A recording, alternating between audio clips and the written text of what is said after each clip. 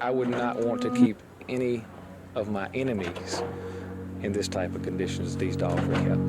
31 years ago this month, it was the talk of the town. They're pitiful. They need a home. They need love. On August 3rd, 1992, nearly 200 dogs and cats were seized from a woman's home in Hanover County after deputies received tips that the animals were being kept in deplorable conditions. A judge ultimately found the owner guilty of more than a dozen counts of animal cruelty. Because of their health, Hanover County officials were forced to put at least 10 animals to sleep. And the pets that weren't euthanized were put up for adoption. I remember when my mom saw that story, she thought, oh, I'm gonna go get a dog. You know, she always wanted a dog and she always wanted us to have a dog. Trisha Smith was just a kid living in Chesterfield County back then. She had not thought about any of this in years until recently. I wish I did have pictures of that daggone dog. Her mom, on the other hand, She was a big animal lover. is always on her mind.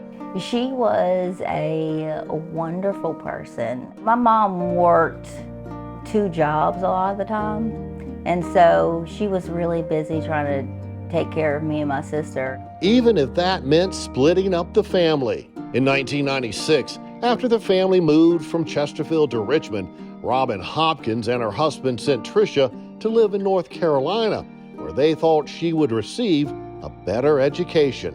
They decided to let me go stay with my aunt and uncle here in North Carolina. And so my plan always was to go and finish out school here, but then come back to Virginia. But Trisha ended up marrying her high school sweetheart, building a life and raising a family outside of Raleigh. Despite the distance, she and her mom remained close. And she came to visit me a lot, and I came to visit her as well. And they wrote each other letters. Then she says, P.S., remember always, I love you forever and ever. But the separation did lead to some second guessing. And I always thought to myself, like, what if something happens? You know, would I regret not being there? You know, and something tragically did happen. Robin died several years ago, and while Trisha has many fond memories of her mother, those can fade with time. Literally, this is all I have of her. In terms of something tangible, she only has a handful of mementos and photographs. I don't have many of my mom, just because back in that day, you know, the parents took all the pictures, and I didn't really have a lot. Trisha's 3 children have even less. They would ask me, well, do you have any videos of your mom? You know, do you have videos when you were a kid? I'm like, no, we didn't have that back then. You know, not everyone had a huge video camera, you know, back in the day. Unless you worked at a television station. One night about 2 months ago, while she was sleeping, Trisha remembered something she had long since forgotten about. I had a dream that I saw my mom on a news station. So I called my dad and I said, wasn't Mom on TV adopting a dog once? And he was like, yeah, I think she was. And I said, well, I'm gonna reach out to the news station and see if they have that video. And my husband immediately was just like, they're not gonna have that video, it's too old. Early the next morning, on a wing and a prayer, Trisha sent an email to our newsroom. I knew deep down that it was a long shot. The CBS 6 video vault contains hundreds of old tapes and film reels. After days of looking, 2 potential tapes were identified and sent off to be digitally transferred. One of them contained a story from January 13th, 1993, about the Hanover adoption event. During the closing moments of that report, our crew spoke to a woman. She was not identified by name. We showed that clip to Trisha. These animals will now be properly cared for. Most of the new owners were aware of their past mistreatment. So we're gonna go take her straight home, give her a bath, make her feel part of the family. Anyway, Josh, she's gorgeous, isn't she? In Hanover County, I'm Jay Ariano, WTVR News Channel 6.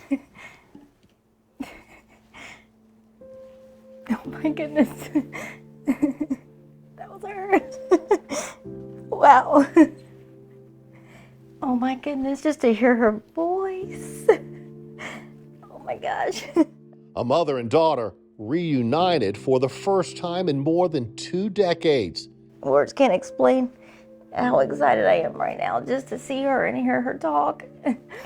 That was wonderful. Thank you so much. Wow. An emotional moment for Trisha because she never got the chance to say goodbye to her mom. She just kept reaching out for help. On July 25th, 2001, just about 1 week after a family beach vacation, Robin took her own life. She went into my grandma's room and got her gun underneath her pillow, and she walked out to the front door. She was only 42 years old.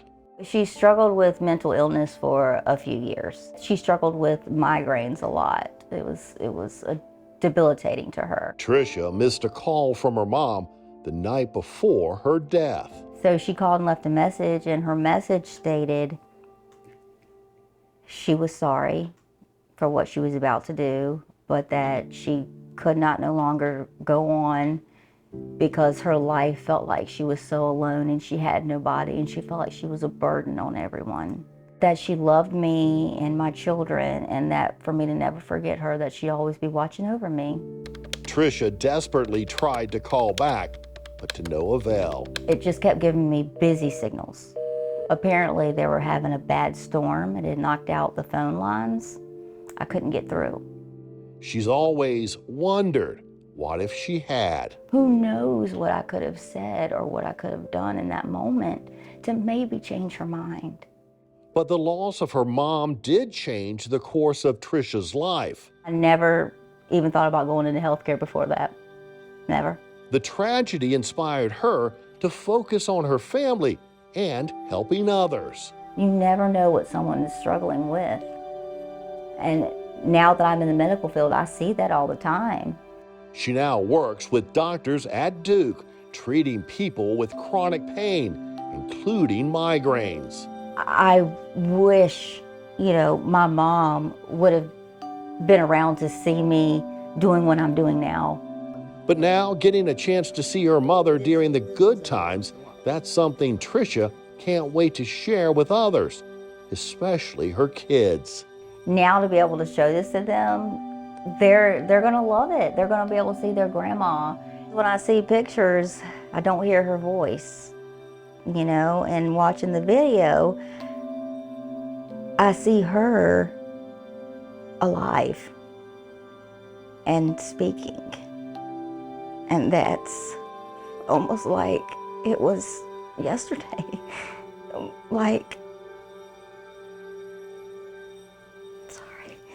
Just to see her breathing and happy and living her life, it's